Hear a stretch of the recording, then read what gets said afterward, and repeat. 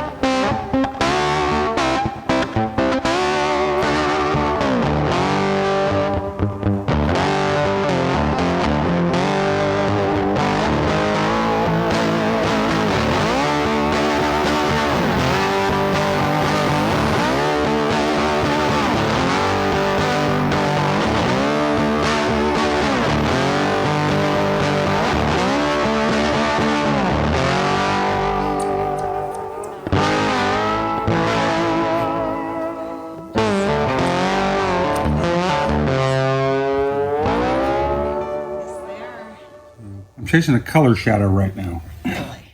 Yeah, I'm not sure it's going to work. I did a blend repair. I cut through on a run. Okay. And it was at 2000. I noticed a weird shadow. So I'm cutting back as far as I can. If I've got to respray the panel, then I'm going to respray the panel on my dime because it's not fair to the client that I messed up. So it was a blend that didn't quite hit, and even though the paint's all pre-mixed and all that, for some reason I've got a color shadow and it's not acceptable. Nobody else will even see it. But it would drive you nuts. It would drive me nuts. It blended fine on this side, but for some reason I've got this little shadow on this side. I'm just hoping that I don't break through again, but if I do, I'll just squirt some more paint on it. Call it good. How you doing out there in YouTube land? Yeah. So, looks like we have a couple possibilities for bringing a new crew member on. We'll see. Or two. Or Yeah, we could really use three. We're doing a series of roundtable interviews with two of our candidates next week. So who knows? Might have a third. It'll be after we film. So hurry up if you want to come work here. Yeah. Hurry up. It's like cutoff for the job is Friday when we're going to do our roundtables. So. Yeah. So let yourself be heard. Yep. So we're expanding. We're getting bigger. All right, so I've got some questions for you today. They all have a theme, and it's all about VW Beetle engines. Okay. So the first one is, are VW Beetle engines good? Yes. You look like you hesitated, and you're probably thinking about it. It really depends on what you're going to do with it, how it's built, how it's going to be used.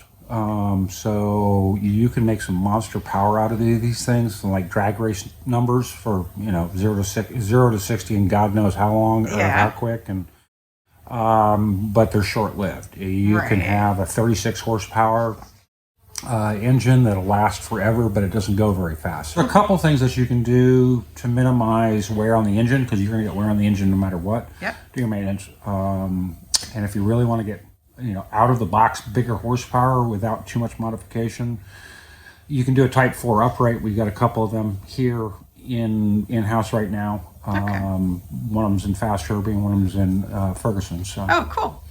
So the other question that actually leads right into it is, how much does it cost to replace a VW Beetle engine? So it really depends on what kind of engine. If you want to buy a turnkey 1600, do you want to buy a 1776? Do you want to do a 1914? Do you want to do a T4? Do you want to try to do a Subaru?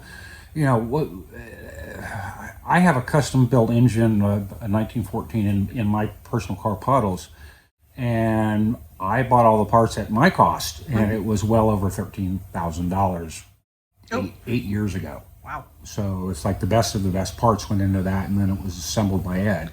Ed's Foreign Car Parts, and he did some neat little tricks inside, poured in polishing and machine matching and stuff like that. And it's balanced within 0.2 of a gram. So, that motor is purposely overbuilt, and it will be short-lived. But I was building a specific prototype for a series of engines that we've since have produced. Okay. If you want to do a turnkey one of the major, you have Mofo is a major supplier. You have SCAD as a major supplier. Those are the two big guys. If you're having something custom built, it's going to be on your builder. Gotcha. So we have another engine builder that I use out in Arizona. I have used him for many projects, mostly on bus stuff, and it's for Rusty. Yeah. I think he's building a 21 or 22 something. So I'm not quite sure what size it is, he told me, but I don't remember off the top of my head. But that motor is going to be expensive because it's all the best parts are going in. It's got, really, it's going to be a race-ready engine going into a bus. So, that's... The cost is how much attention to detail. If you want something off the shelf, go to Walmart. If you want something custom built, hire that out as an artist. Yeah. So, well, that's great. All right. Sorry for your not. It's a little vague, but it gives some range and it gives some parameters. So that's good. Expect for a turnkey engine by the time everything's said and done, at least $10,000 to $12,000. All right, and then how about you mentioned having a Subaru engine? Yeah, that can be done. It can be done, and it's fairly obvious modification for a lot of people because it is a small boxer motor. They do make good horsepower. They are reliable. Problem I've got with them is like sticking an LS1 engine into a Fiat. It kind of destroys the charm of the VW engines and how they purr and operate. But they're a great reliable horsepower, but you're going to have to do a lot of chassis modifications, and you're going to have to route all of your cooling systems, and you get that domino effect. The razor. So it's like if you change one thing, you've got to set it up. Do you have a good ECU? Do you have to get that reprogrammed? Right. So there's a whole bunch of things that you've got to consider. With a VW engine, you can do a fairly reliable 93 to 115 horsepower engine. For a vehicle that weighs 1,700 pounds, that's more than enough. Make sure you do your brakes though, and your suspension. Brakes are good. So I'm just playing with sandpaper that's too fine. In fact, I think toilet paper is actually a little rougher than some of this stuff I'm using. So let's see what's going on with you. Hey, Darren! Woo! What are we doing around here today since I've been stuck in this silver room thing? We're working. We're working. All the rest of us are working. Come on out here and I'll show you what we got going on. So we got several things finally happening from last week because we got some parts in and some things we were waiting on. So out here, you just saw Mr. Hersker's body in there, got painted. This is his chassis out here. And we were waiting on like every other car or something. So we were waiting on the kingpins to come back. Okay. And they were sent down to Ed's Foreign Auto Parts, and he rebuilt the kingpins. So they just came back yesterday, and so Shannon's put them on now on the front end. The back end's all done with the brakes and all that, new lines and stuff like that.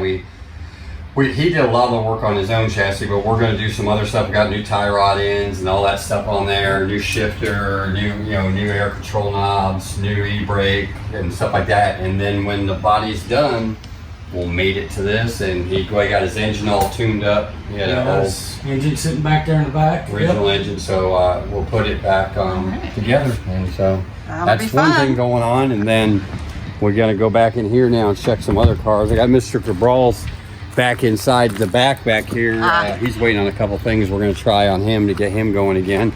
So this little blue car, the 67 convertible, still waiting on it to go to blast. So we'll get him blasted soon. And then let's see, so we'll go in here and we'll go to Mrs. Farrell's red convertible over here. You all saw that it's been here before it came back. She wanted to add a couple other things. So if you remember last week, it got hit on the back passenger fender. Right, her first time driving it out, right? First time driving it, parked it and got hit and run. So so Spook did that and fixed the fender. So it was this fender, or the actual fender. She didn't want to pay for a new one, so he fixed it, pulled the dents out, and then repainted it. So we got that. We're fixing to put the bumper back on there and a couple other things, and it'll go home. Good. Again. Miss Riley's car, we got the headliner in, and it's giving us a little fits, but we're working through that, and we got some other things going. Gazzo's still waiting on his axle, so you guys hear that every week. It'll be people will clap out loud. Say it with us. Yeah, so, but here's a new thing. So we've got Range back in the house in here. He was out in the back waiting on some stuff. So I got finally got his rag top material in. So I'm making the rag top. I'm having to make it myself. So a little fun to do in that. We're working through it. So I got him back over here because it's all interior time now. So when I get the rag on, then I'm gonna do the headliner, which with this split window Zwitter, it's fun because it's split window. It's a split window and a rag. So there's all kinds of little pieces for the headliner. I got to do all kinds of weird tucking and moving and this and that. So it's gonna be fun to get that in. And when that's in, I'll throw the carpet in it, and then the seats are already here, so I'll put the seats in it so things should start moving fast. Of course, we'll put the windows in when the headliner's done. You should see that going on. We are waiting on this front windshield, so the windshield on this is a special flat glass. It's hard to find, so we had to actually have one made. So we had to use the front windshield. The actual windshield is a template. Oh, yeah. We sent it also down to Ed's Foreign Auto Parts, and he's having one made for us, and it should be back. So we should start seeing things happening on poor range. He's been sitting back there just waiting for a little car. But we did have Range and Herbie meet for the first time the other day because they had to swap places. So Herbie was in here nose to nose, bug to bug, nose to nose time. That's so cool. We'll go out front here now and talk about Herbie. He's about ready to go home. So great. We'll see him on the way out here, and we just getting ready to take him to alignment. We got to do a little bit. We put new brakes on, obviously all custom 4-wheel disc brakes. So we put those on there, and now we're bleeding them. And they're dual piston, so there's a little bit more to it than your average bug, but it's hydraulic also. So we're bleeding those, and we're gonna take him on over to alignment after that, and then he's waiting on LED headlights. He decided that was a last minute thing, so he decided to switch over to LED lights. So we've got those coming, and that'll be about the last thing. So then he'll be ready to go to his house. We'll clean him up and send him back on down to Louisiana where he can hang out. Sweet. In the heat. I was gonna say I don't know if he's gonna want to go. Well, then again, he's the one that took the air conditioner out. We had air conditioning. Is your video girl going to be able to get a test ride in? Yeah, in Herbie? She can't be scared anymore after riding in the I know. rail. We rode a skateboard with a rocket. It's almost as loud though. Yeah, you'll have a. So we'll probably do a video of this because it's not your average bug. I mean, there's. You don't get to ride in Herbie every day. No. And not just a Herbie, but Herbie, a really fast Herbie. I will say this: Herbie lived up to his name. So anybody that watch Herbie always causes fits and throws problems. Well, he did. So he's been. I don't know if he doesn't want to go back to Louisiana or what, but he was giving us fits all the way through. So, but he's going home whether he likes it or not. And he's going home fixed and done. So, anyways, we're gonna have him all set up here. So, anyways, that's great. All right. And then Josh can tell you a little bit about what he's doing with Mr. Hardin's car. On Hardin, we're just in the cleanup phase, really. Yeah. So, we're just cleaning up welds and everything that I've done on the outside. I'll eventually move to the inside. I've got to finish the passenger side. So, it's well along. Next step is to put it on a rotisserie, flip it upside down, and fix the bottom end, and she'll be ready for paint. Wow. 67 convertible after that. Yeah, and then I've got never ends. Plenty more waiting on me. Never ends. Wow. That's about it. And Rusty is still, we're waiting on air ride and just a couple more items on my end, and then he'll be ready for blast and all that good stuff. Hey, are you looking forward to having Rusty back in the body shop? A good thing we got two good candidates, and at least one of them's a painter. Oh, good. There's going to be some body work. In fact, I might pull in our facilities manager and just help Sam. So, hey, if anybody visits, they're going to get pulled in to help Sam. It's like I've got his birthday coming up at 55, and it's like I'm getting too old to do this. That's physical. Oh man.